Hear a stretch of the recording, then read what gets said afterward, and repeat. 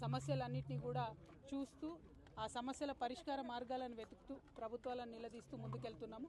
ఇప్పటి వరకు మేము దాదాపుగా 16 జిల్లాల్లో పర్యటన చేస్తాం. ఈ 16 జిల్లాల్లో కూడా అనేక సమస్యలు మా చొరవ వల్ల పరిష్కారం అయినాయి కాబట్టి చాలా సంతోషపడతా ఉన్నాము.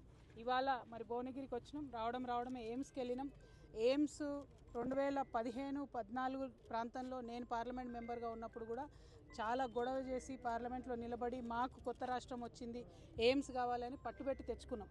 ఫస్ట్ ఇండియా మొత్తంలో కూడా ఇది బ్రౌన్ ఫీల్డ్ ప్రాజెక్ట్. ఆల్రెడీ మన దగ్గర నిమ్స్ ఉన్న దాన్ని ఎయిమ్స్ చేయడం జరిగింది. ఆ తర్వాత ఇన్ని సంవత్సరాలకు కూడా 2016లో ఎయిమ్స్ ప్రారంభమైతే ఇన్ని సంవత్సరాలకు కూడా కనీసం మన ఎమర్జెన్సీ మెడిసిన్ దొరకనటువంటి పరిస్థితి ఉన్నది. ఎవరైనా యాక్సిడెంట్ కేసు పోతే వెనక్కి పంపిస్తున్న పరిస్థితి ఉన్నది. ఆ డైరెక్టర్ గారితో మాట్లాడడం జరిగింది. అల్టిమేట్గా అక్కడ ఉన్నటువంటి ఎయిమ్స్ డైరెక్టర్ చెప్పేది ఏంటంటే, ఎవరైతే ఇప్పుడు గుత్తేదారు ఉన్నారో, కాంట్రాక్టర్ ఉన్నారో, ఆయన బిల్డింగ్లు కట్టడంలో చాలా ఆలస్యం చేస్తున్నాడు. కేంద్ర ప్రభుత్వం నుంచి 750 కోట్ల రూపాయలు ఇదివరకే వచ్చినాయి. ఇంకొక 450 కోట్ల రూపాయలు ఎస్క్రో అకౌంట్లో ఉన్నాయి.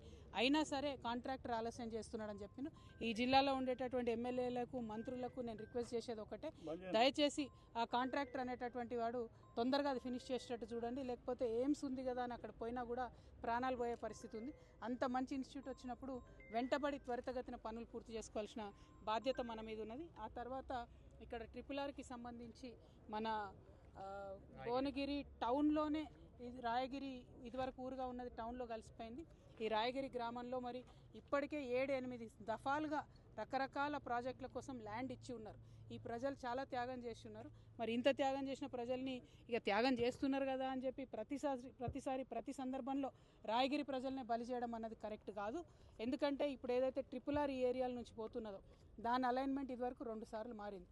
ఫస్ట్ టైము యాదగిరిగుట్ట అవతల సైడ్ ఉన్నప్పుడు ఒక అలైన్మెంటు, మళ్ళీ తర్వాత ఇక్కడ ఒక అలైన్మెంటు, ఇప్పుడు 3వ అలైన్మెంట్ కింద ఇది రావడం జరిగింది.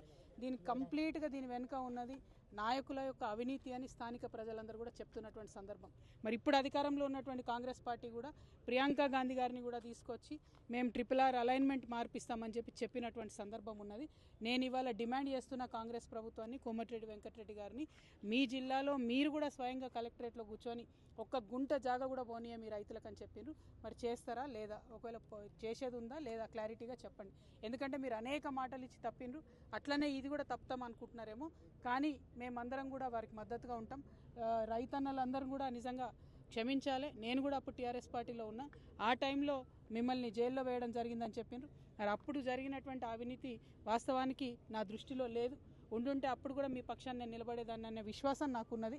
దానికి మిమ్మల్ని క్షమాపణ నేను కోరుతా ఉన్నాను. ఎందుకంటే రైతన్నలను బేడీలేయడము, రైతన్నలను అరెస్ట్ చేయడం అన్నది దుర్మార్గం. అది కూడా కొంతమంది ఎమ్మెల్యేలు వారి భూములను కాపాడుకోవడం, అరెస్ట్ చేయడం అన్నది మరింత దుర్మార్గం.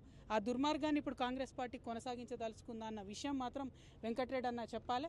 ఖచ్చితంగా కోమటిరెడ్డి గారు నేను డిమాండ్ చేస్తున్నా, ఏదైతే మాట మీరు ఇచ్చారో, మీ నాయకురాలు ప్రియాంక గాంధీ ఇచ్చారో నిలబెట్టుకోండి. ఇక్కడ రైతులు భూమి సస్యమీర ఇయ్యమని చెప్తున్నారు. భూములు ఇచ్చేదే లేదు, అలైన్మెంట్ మార్చాల్సిందే అని పట్టుబడతా ఉన్నాం. మరి దానికి ప్రయత్నం చేయవలసిందిగా మంత్రి గారిని నేను డిమాండ్ చేస్తున్నాను. Thank you. జై తెలంగాణ.